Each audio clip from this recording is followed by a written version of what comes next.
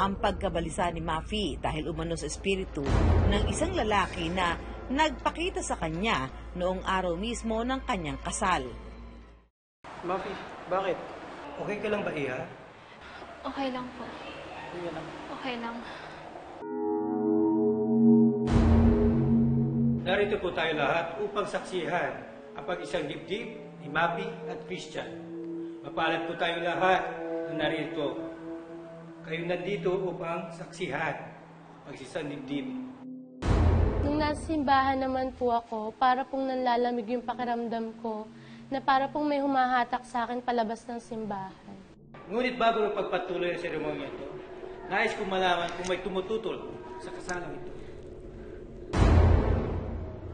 Ang di umano'y espiritu ng lalaki, nakita rin daw ni Mafi sa hilera ng kanyang mga abay.